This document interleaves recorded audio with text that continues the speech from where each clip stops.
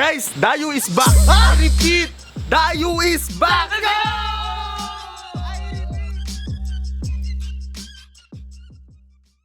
Okay, so guys, ngayon, papakita natin yung laro ni JM na lalaruan niya sa varsity. Varsity na si JM. Varsity, di ako makapaniwala kasi... Walang tryout. Wala kasi ako nung coach, nung... Hindi man lang tinignan ng coach yung laro. Hindi, kasi nakikita niya yung mga laro dun sa ano. So, naging varsity si JM na hindi nagta-tryout. Nag-enroll lang. Nag-enroll lang. Tapos, Mabs. nag-enroll si JM. Pumunta sa school para, yun nga, for enrollment. Nakita ng coach. Paano ba? Para ba story? Kita ba kayo ng coach nung time na nag-enroll siya? Hindi, ako lang eh. Oh. Sabi sa akin, Uncle Joe, ang ginagawa mo rito? Enroll ko sana si JM. Oh. Ah, si JM! Varsity na. Ganon storya. Ganun ang istorya. Tapos ngayon may laro na siya. May laro na siya. May laro na si JM. Pangilan laro ni JM to? Pangalawa na to. Anong performance yan ng first game? Yung first game, medyo ulat siya pero may defense, may nangangapa pa siya. Nakascore siya ng first 4 game. points. 4 points. Ba't ganon? Siyempre, dalawa. 2, 4. By 2 eh, by 2. Pero ilang taon ba si JM? 8 years. Kaka 8 years old na ni JM. Ilan bang taon yung mga kalaro niya? 11, 12, 13. No? 11, 12, 13, tapos naka 4 points siya sa una niyang laro as varsity player. So ngayon, mapapanood natin yung pangalawang laro ni JM na pupunta natin. Punta na si JM. Excited eh. Kaya ng buko eh. Ano ka pa excited dyan? Hindi naman yung churro. Ano ka pa excited dyan? Nagre-relax yan. Ganun lang. Relax lang eh. Nagre-relax. Parang di walang kape eh. Oo, walang kape. Tabang natin. Kinakabahan ka ba, Em? Hindi ka kinakabahan? Bakit di ka kinakabahan? Kasi hindi. Hindi kinakabahan. Em, galingan mo ha. Next time manonood ako ng game mo ha. Kaya Joe, Coach, thank you. ingat kayo. Grabe. Bago maging varsity, tryout muna kahit may contact ka. Ito walang contact. Diba? Nag-enroll, tas naging varsity. Ano masahe mo? Jake? Real quick. Kinabutan agad ng uniform eh. Real quick. Wala yung hassle. agad. Ayan, di maganda stepping stone kay Jemmy yan, maka-experience siya ng mga liga ng school kasi syempre mataas na level pag school na eh compared sa mga barangay level syempre. So, 8 years old, malaban sa 12, 13 years old, yun yung liga niya. After 1 year, pagdating ng 9 years old dito, malaking improvement na yung magigain ni JM. And talent-wise, alam naman natin, nakita naman natin laro ni JM. Kaya lang, punta na tayo sa game. Guys, let's go! Eto na.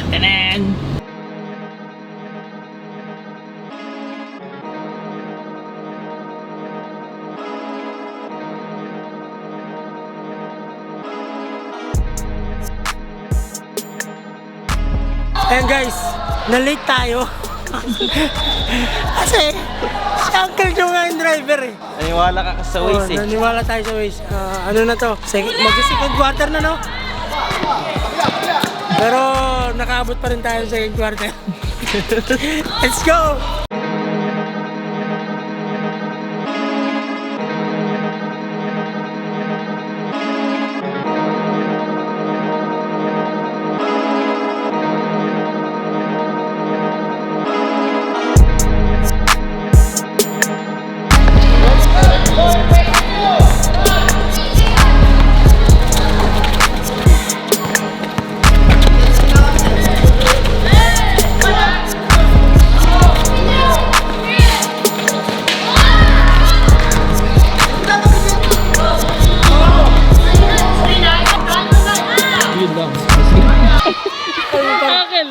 Na screen. Walang warm up.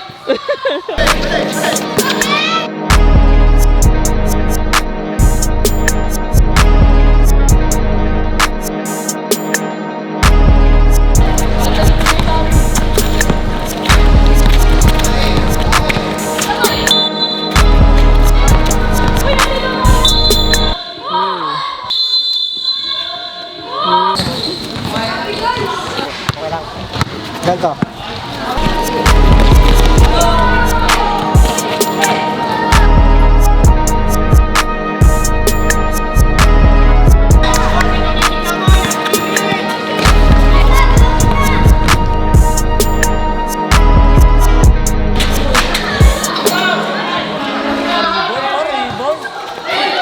Ay, gagi, ba't tinira dun?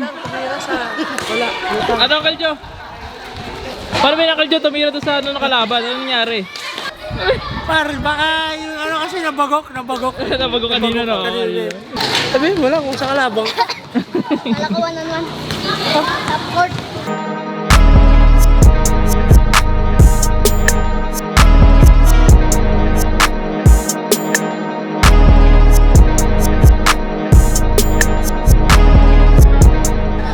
Ano sasabi mo sa performance si JM ngayong araw?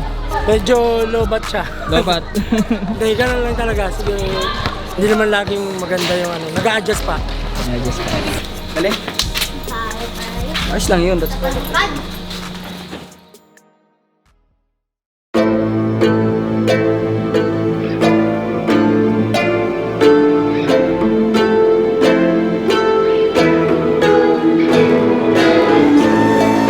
Ipapakilala ko sa'yo. If ever talagang maging part ka ng Mavs, ito yung magiging kabati-bati nito dito. Parang kakagising lang, ah. Oh, good morning, sunshine. Oh, tabi kayo. Jem. Ito si Justin. Ito si Jem. Nandiyan, baba mo nga.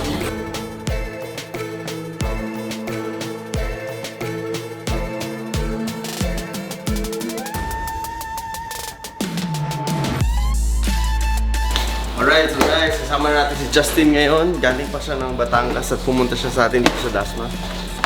So, gusto natin siya ma-meet. Dito sa loob ng bahay. Hello po. Nice meeting you po. Justin? Gusto? Kayo po, mother. Hello po. Hello po. Hello po. Kayo po ang Kapatid po ako sa sama. ate ni Justin. Kamusta po?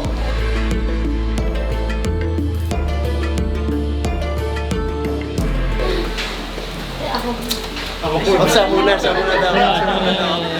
Ay ka muna sa vlog natin. Ay ka muna. Ayun na. Tara, video tayo. Sino nagturo sa'yo na moves mo?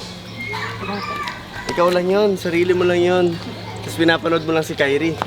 O guys, kasama natin si Justin. So, hindi pa siya talaga dumadaan sa mga skills training. Nanonood lang siya kay Kyrie. Idol mo si Kyrie, di ba? Ayan, so pinapanood lang niya. And then, from there, na-adapt niya yung galaw ni Kyrie. Ulihan ako. Ha? Ganito ka laki? Ganito? Baka ito yun? Ako yun. Baka may nakakalabang. Paano? Hindi kasi yung pagkakaturo ni Justin parang sigurado siya. Sino? Oh, tingnan mo, ikaw talaga. Kaki. Hindi, tabi ka nga Justin kay Patrick. Tabi ka. Ayan. Hindi, natapilok si Patrick, tas ang nakatapilok daw sa kanya kasing laki ni Patrick. So ibig sabihin, lumalaban si natapilok si Justin sa kasing laki ni Patrick. Ibig sabihin, lumalaban si Justin sa mga kasing lalaki ni Patrick. Ilang taon yung mga nakakalaro mo? Mga 20. Alam mo laban sa mga 20 years old? Talaga? Na nga daw po laro niya. Pang senior na daw po. Aba, hindi ko alam yun. Lumalaban si Justin na pala sa mga 20 years old. Kamusta naman? Ano ka naman? Nakakasabay? Opo. Panis. Mayayain pa to, pero tingin ko pag nalabas natin yung kulit nito, wala okay si Justin. Panis yung mga 20 years old. Sa mga 20 years old na taga Santo Tomas, Batangas, panis daw kayo kay Justin. Hindi, joke lang. Yan. So guys, update ko kayo. Ito naman, at least nakausap natin ng parents ni Justin, pero wala pang final. Maghihintay ulit tayo ng update kung ano yung pinaka-swak sa kanila. And from there, saka tayo mag-a-adjust. Pero nakakatuwa lang kasi nag-effort talaga sila pumunta dito. Ibig sabihin, seryoso sila. Ikaw ba seryoso ka? Yan. Mahihain si Justin ba eh. Basta importante, masaya ka, okay ka. Ha, excited ka ba? Ha? Gusto mo mag-ensayo? Importante gusto mo mag-ensayo. Kasi pag gusto mo mag-ensayo, yung lahat na improvement na gusto mo, madali makuha yun. Gusto mo ba gumaling? Okay? Sige. Isang talentado na bata, katabi natin si Justin, guys. Ang pag-uusapan nandito, syempre, yung ensayo na pagdadaanan niya. Pero still up to his parents. Pero nakakatuwa dahil nanonood din talaga siya ng Mavs, di ba? So, alam din niya kung mga games natin, and masaya ako na kahit paano naging inspirasyon tayo sa kanya na dala-dala niya sa mga games. So, ngayon nandito na siya. The best thing to do is to wait for an update kung ano talaga yung mangyayaring setup. Pero again, wala pang final. Don't expect muna guys. Importante na dito si Justin kasama natin. Oh, paano Justin? Uy, sure na ako. Ha? Uwi ka na, parang relax ka na. Coach Wina. Sino ba gusto mong labanan? Bago matapos yung vlog natin, anong sino gusto mong labanan? Coach. Sige, pangalanan mo. Ako? Para ba yan, coach? Ako nga. Positive. Positive ka. Ingat ah. Rekta ka agad eh. Uy, bye-bye po, sir. Bye-bye. Ma'am, ingat po kayo. Ma'am, ingat po. Sir, ingat po. Sir, thank you po. Nice meeting you po. Sir, thank you ah. Ingat po kayo. Ma'am, ingat po kayo. Ingat Asan niyo po yung card sa gitna? Ako, sige. Ingat sir, ingat Ingat po, ingat. Salamat po. Ingat po. Idol. Kumaway po. Nakakatuwa si Justin. Alam mo nung nag-usap kami ng family ni Justin dito habang nagdi-dribble siya, ino-observe ko. Guys, yung talent ni Justin talaga, parang feeling ko talaga pinanganak si Justin para mag-basketball. Iba eh, as a mentor, siya skills trainer ng basketball for more than a decade. Alam mo yung bato ng bola eh. Kapag nagdi-dribble lang, kahit hindi bata or kahit sino, alam mo yung bato ng bola na talagang andun yung talent sa basketball. Kahit sa simple dribble pa lang. Yung ino-observe ko kanina, gumagano kayo sa likod do. Kumbaga, hindi mo naman kailangan gawin sa laro yun, pero yung control niya sa bola, extreme. As in, parang masasabi mo parang Kyrie nga. Kasi, ang liit-liit ng kamay. Tapos naiikot niya yung bola sa likod. Tapos binabalik niya, para siya nag-i-in and out sa likod. So, ina-observe ko yung kanina. Talentado talaga si Justin pagdating sa basketball. Yun ang kailangan nating alagaan, ingatan, which is in-explain ko sa parents sila. Wala pang final details dahil syempre pagpunta nila dito is just to see ano ba yung lugar, safe ba yung anak ko dyan. And nakita naman nila kung saan matutulog si Justin, yung training area, the court, the ambience ng village. Very, very important yun na maging transparent kami sa magulang ng kahit sino na pumupunta or maging scholar natin.